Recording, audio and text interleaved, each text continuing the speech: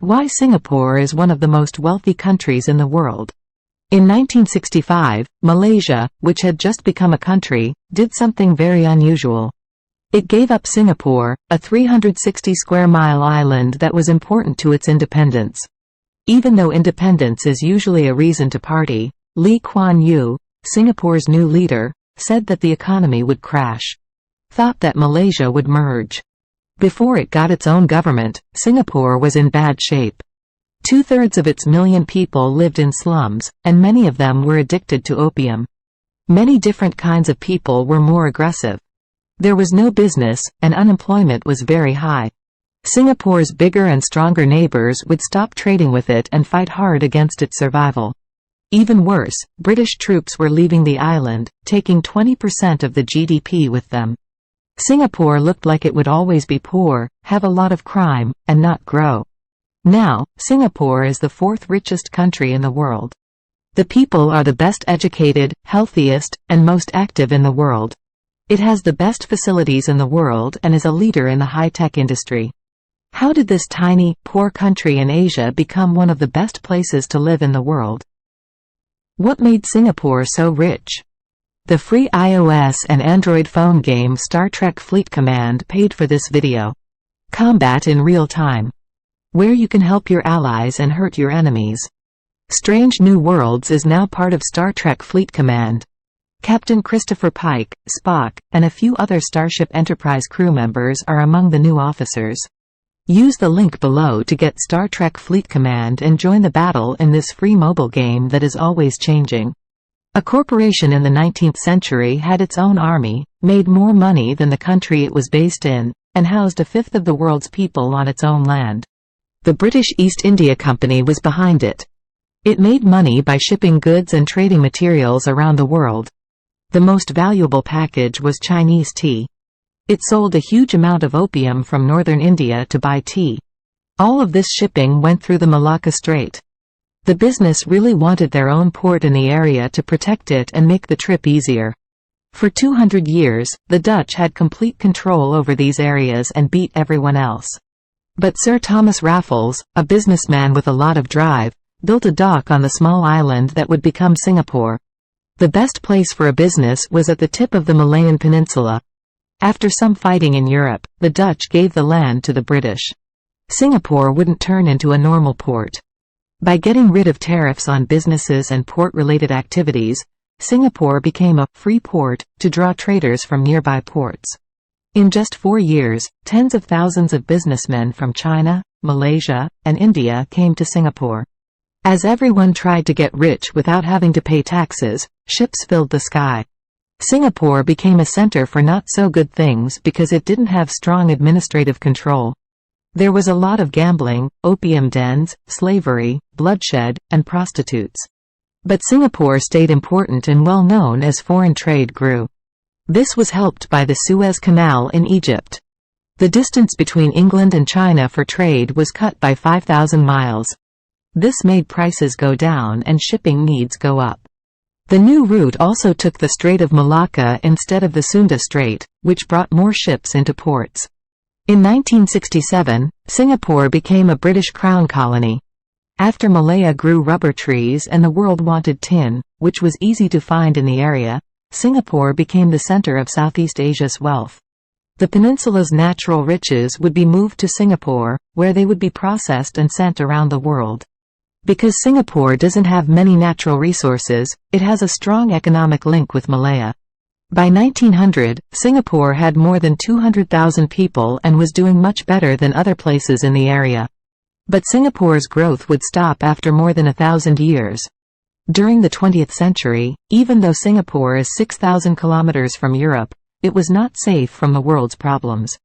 During World War II, the Japanese Empire took over every country. The Japanese took over Malaya in December 1941, and by February 1942, they had reached Singapore. Singapore was told to give up by London, but it did so on February 15, 1942. Singapore went through 3 years of unimaginable misery and ruin. 1945 was the end of the war, but when the island was taken back, most of the buildings that were left were destroyed. After the war and the British Empire's lack of care, Singapore was rebuilt without any plans or supervision. Infrastructure wasn't fully fixed, the island was full of slums, and crime and opium kept killing people. Over many generations, the British didn't do much to help or integrate the large, mixed population. One group lived on its own, fought for its own resources, had its own customs, and often had different goals from the other groups. Because of this, there was no Singaporean identity. With bad places to live and more people losing their jobs, these groups turned to crime. Singapore is in a lot more trouble. Singapore did not want to leave the British Empire for most of its history because it did not have enough means to do so. Singaporeans would put their trust in one person to do that. In 1955, he started the People's Action Party, PAP, and won a few local elections. Lee led the drive for independence, which made Britain crack down on the PAP. But decolonization didn't start until the British people changed their minds about it. Lee was chosen as Prime Minister in 1959 on the promise that Singapore could only stay alive if it joined Malaya. It was tied to Malaya in a mutually beneficial way, didn't have a defense, and needed help putting an end to violence to keep its economy going. So, it made sense to join with Malaysia. On September 16, 1963, the Federation of Malaysia was made up of the old kingdoms of Malaya, North Borneo, Sarawak, and Singapore. In the elections in Malaysia, voters chose a party that promised to put ethnic Malays first. This was a problem for Singapore, which had a lot of different kinds of people and was 60% Chinese. After a lot of fighting on the streets, the PAP ran for federal office on the promise of a fair, multi-ethnic state. Singapore was seen as a political, social, and economic danger by the party in power. Singapore was forced to be on its own. Lee Kuan Yew was in a hopeless situation. Build a country out of people who don't have a national character, let alone make them rich. How can jobs be made if there are no natural resources? How do you give 70% of your people a place to live, an education, and a voice? The British troops also left after independence, which hurt the industry and took away more jobs. Singapore had to deal with Malaysia, which stole trade from it to hurt its economy, and Indonesia, which wanted to grow and may have wanted to attack. Lee Kuan Yew knew that he had to rule Singapore with an iron hand if he wanted to save his weak country. The first problem was social turmoil, which made it harder for the PAP to control the government. Freedom of speech was limited, and people who disagreed with the government were locked up without a trial. As part of this authoritarian attitude, people were caned in public for things like eating gum, graffiti, and being drunk. Anyone who went against the government went broke. Communist Chinese, Malays, and religious extremists who wanted to join Malaysia were put down. Lee Kuan Yew used authoritarianism to deal with racial and socio-economic issues that could blow up. Even though it was horrible, this made the country less violent and more stable. If he could bring economic growth and social peace, people would not mind if he took away some of their rights. Once the social and political situation was stable, Lee would fix the economy and do a miracle. Housing was the biggest problem with the economy. 70% of Singaporeans lived in one of the world's biggest slums. They lived in temporary structures that were not very nice and didn't have plumbing. Lee passed a controversial bill that gave the government the power to buy cheap land and build rows of cheap homes. Lee drew inspiration from the British welfare state, but he didn't want his people to be dependent. Residents were told to buy flats at prices they could afford so they could have a stake in the economy, take care of buildings, and get rich. They were able to do this because of the Central Provident Fund, which forced them to save a certain amount of their income. Lee let people use their savings instead of their incomes to buy homes. The amount that had to be saved slowly went up until it was 25% of every paycheck, which companies put in. Singapore is now the country with the highest ratio of savings to income. This plan to save money and the low rates for state homes were both very successful. All of the people who lived in slums were given homes, and most of them were able to own land. 80% of Singaporeans live in homes built by the government. This has helped Singaporeans escape the high house prices in Hong Kong.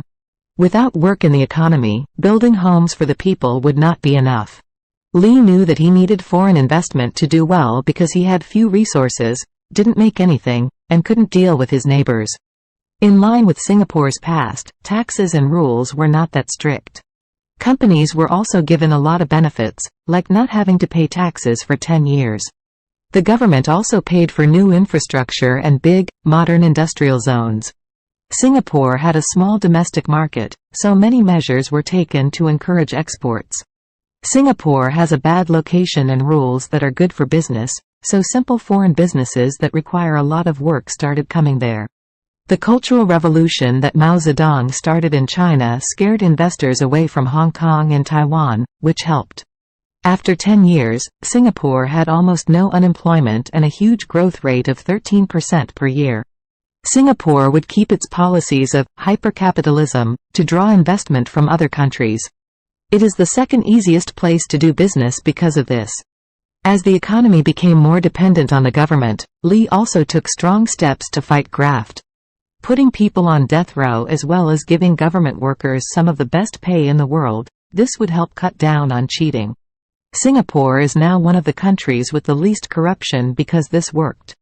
This made policy implementation and investor trust much better, which helped the economy grow. Getting rid of wasteful spending, Lee didn't want Singapore to be known only for making cheap, simple things. He understood that people were the country's most valuable resource. He set up professional schools, paid foreign companies to teach people, and built high-tech hospitals to keep the people healthy. This led to more specialty jobs, higher pay, more money saved, and more money spent by the government on education. In the 1980s, Singapore started making petrochemicals. Shipbuilding, making chemicals, making medicines, making high-tech computer parts, etc. Even though it didn't have many resources, Singapore produced the third most refined oil in the world. It was once again the center of Southeast Asia, getting raw materials from its neighbors, processing and making them, and sending them all over the world. Singapore's fast-growing financial sector filled the gap between the closing of the American and European markets, making it a better regional hub. This rise came at a good time since many Asian countries were growing quickly. Singapore became the center for foreign investment in terms of logistics and finances. Singapore has become the fourth biggest financial center in the world because of its policies that help finance. Singapore didn't have its own class of businesses because it didn't start out well. Singaporeans couldn't build global companies because they didn't have the money or the technology know-how. Lee put together a group of smart government workers and international businesspeople to make successful state-owned companies. He did this to avoid being left behind and to boost growth. There were companies like Singapore Airlines, the steel, iron, and chemical industries, and others that needed a lot of money. Even though they have a bad image for being inefficient, Singapore started state-owned companies to make money. These businesses did well because the government wasn't corrupt. Lee was ready to shut down businesses that lost money, and there were no unions, which kept costs down. In the 1990s, the government stopped privatizing the most profitable businesses and gave Singaporeans better prices on their shares. These businesses helped spread out the economy and fill holes in the market. The money went into the Sovereign Wealth Fund, which paid for things like education, healthcare, and infrastructure. One of the richest, most advanced, and most competitive countries in the world is Singapore. It is in charge of the second largest port. Is the second easiest country to do business in and gets the third most foreign direct investment. It has affordable homes, world-class healthcare, and kids who are among the best in the world. Its government, under the direction of Lee Kuan Yew, did a good job of basing decisions on Singapore's long-term prosperity rather than on theory. Of course, this has cost people and the government their freedom. It's hard to argue with the country's dictatorship, but it's also hard to argue with its success. Singapore was able to make the most of its strengths and minimize its flaws because power was centralized. Singapore's location on a major shipping route has always been a good thing. In the second half of the 20th century, it made money off of globalization. The most important thing was that its leader, Lee Kuan Yew, was smart and mostly nice. Westerners may criticize Singapore's behavior, but our ideas and structures have had hundreds of years to grow, while developing countries are expected to do the same in less than a generation. Other countries shouldn't go down the same path as Singapore. Singapore's economy is good, but only for Singapore.